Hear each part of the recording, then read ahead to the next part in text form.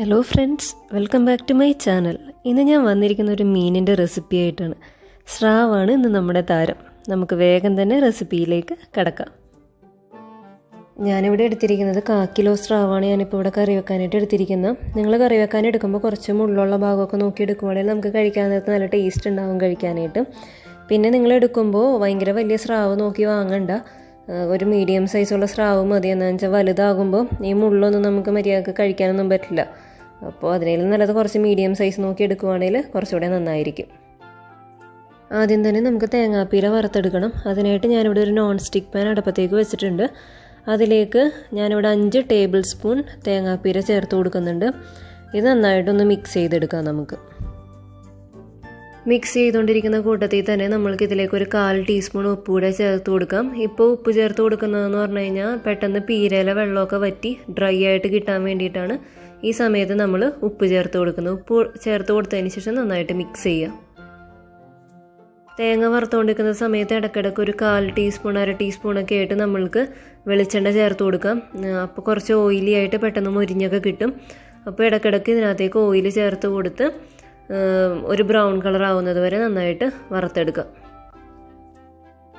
തേങ്ങാപ്പീരയ്ക്ക് ഇപ്പോൾ നല്ല ബ്രൗൺ കളറായിട്ട് വന്നിട്ടുണ്ട്. ഈ സമയം നമ്മൾക്ക് ഗ്യാസ് സിമ്മാക്കി വെക്കാം. അതല്ലാന്നുണ്ടെങ്കിൽ നമ്മളിപ്പോൾ ഇടുന്ന പൊടികളെല്ലാം പെട്ടെന്ന് കരിഞ്ഞു പോകും.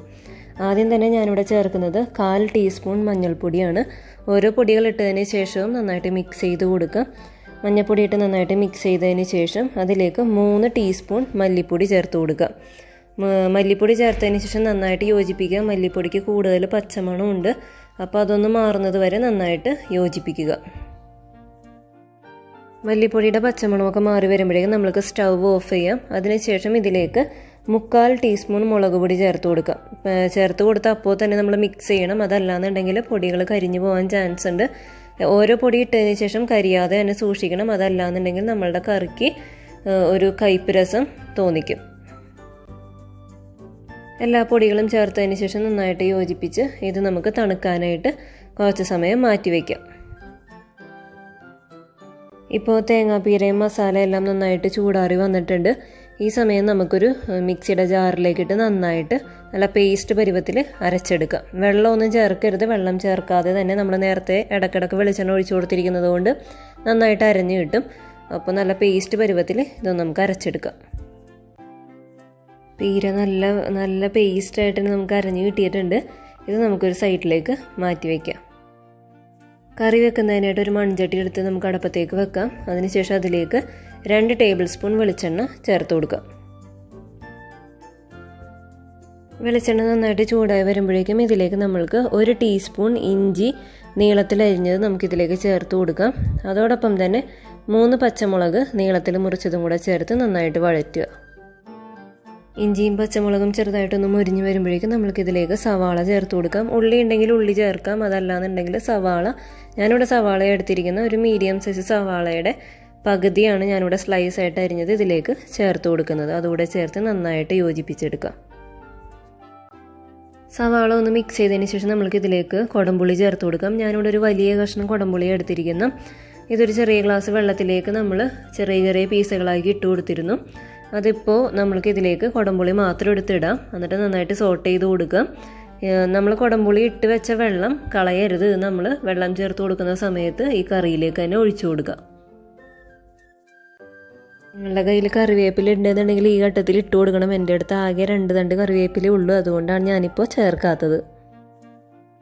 സവാള എല്ലാം നന്നായിട്ട് ഇപ്പോൾ മുരിഞ്ഞ് വന്നിട്ടുണ്ട്. ഈ സമയം നമ്മൾക്ക് പൊടികളെല്ലാം ചേർത്ത് കൊടുക്കാം. തേങ്ങ വറക്കുന്ന സമയത്ത് നമ്മൾ മല്ലിപ്പൊടി ഇട്ടതാണ് എങ്കിൽ കൂടെ ഇപ്പം ഈ സമയത്ത് കൂടെ നമ്മൾ 1 ടീസ്പൂൺ മല്ലിപ്പൊടി ചേർത്ത് കൊടുക്കുന്നുണ്ട്. അതിനുശേഷം ഇതിലേക്ക് 1/2 ടീസ്പൂൺ മഞ്ഞൾപ്പൊടിയും കൂടെ ചേർത്ത് പച്ചമണം മാറുന്നത് വരെ നന്നായിട്ട് സോട്ട് ചെയ്തെടുക്കാം. പച്ചമണം മാറി വരുമ്പോഴേക്കും ഇതിലേക്ക് നമ്മൾക്ക് 1/2 ടീസ്പൂൺ മുളക് പൊടി ചേർത്ത് കൊടുത്ത് നന്നായിട്ട് വഴറ്റാം. പൊടികളെല്ലാം നന്നായിട്ട് മുരിഞ്ഞ് വന്നിട്ടുണ്ട്. ഈ സമയത്ത് നമ്മൾ നേരത്തെ അരച്ച് വെച്ച തേങ്ങയുടെ കൂട്ട് നമ്മൾ ഈ സമയത്ത് ചേർത്ത് കൊടുക്കാം. ചേർത്ത് കൊടുത്ത് നന്നായിട്ട് യോജിപ്പിക്കുക. തേങ്ങയരപ്പ് നന്നായിട്ട് യോജിപ്പിച്ചതിന് ശേഷം നേരത്തെ എടുത്തു വെച്ച പുളിയുടെ വെള്ളം നമ്മൾക്ക് ജാറിലേക്ക് ഒഴിച്ചിട്ട് ജാറ് ജസ്റ്റ് ഒന്ന് കഴുകി നമ്മളുടെ ചട്ടിയിലേക്ക് നമ്മൾക്ക് ആ വെള്ളം കൂടെ ഒഴിച്ചു കൊടുക്കുക. ഇതിലേക്ക് നമ്മളുടെ മീൻ മുങ്ങിക്കിടക്കാൻ മാത്രമുള്ള വെള്ളം നമ്മൾ ഒഴിച്ചു കൊടുക്കണം. അപ്പോൾ ഞാൻ കുറച്ചുകൂടെ വെള്ളം മിക്സിയുടെ ജാറിനകത്ത് കുറച്ചുകൂടെ അരപ്പുണ്ടായിരുന്നു, അതിനകത്ത് തന്നെ ഒഴിച്ചിട്ട് ഒന്നുകൂടെ നന്നായിട്ട് കഴുകി ഇതിലേക്ക് ചേർത്ത് കൊടുക്കുന്നുണ്ട്. അതിനുശേഷം ആവശ്യത്തിന് ഉപ്പ് ചേർത്ത് കൊടുക്കാം. നമ്മൾ ഓൾറെഡി നമ്മളുടെ പീര വറക്കുന്ന സമയത്ത് ഒരു 1/4 ടീസ്പൂൺ ഉപ്പ് ചേർത്ത് കൊടുത്തിട്ടുണ്ട്. അത് മനസ്സിൽ കണ്ടിട്ട് വേണം നമ്മളുടെ കറിയിലേക്ക് ഉപ്പ് ചേർത്ത് കൊടുക്കാനായിട്ട്. നമ്മൾ ഒഴിച്ചു കൊടുത്ത വെള്ളമൊക്കെ നന്നായിട്ട് തിളച്ച് വരുന്നുണ്ട്. ഈ സമയത്ത് നമ്മൾക്ക് എടുത്തു വെച്ച സ്രാവ് ഇതിലേക്ക് ചേർത്ത് കൊടുക്കാം. മീനിട്ടതിന് ശേഷം ഒരു തുണി ഉപയോഗിച്ച് ചട്ടി പിടിച്ചിട്ടൊന്ന് ചുറ്റിച്ച് കൊടുക്കാം. സ്പൂൺ ഉപയോഗിക്കാതിരിക്കുന്നതാണ് ഏറ്റവും നല്ലത്.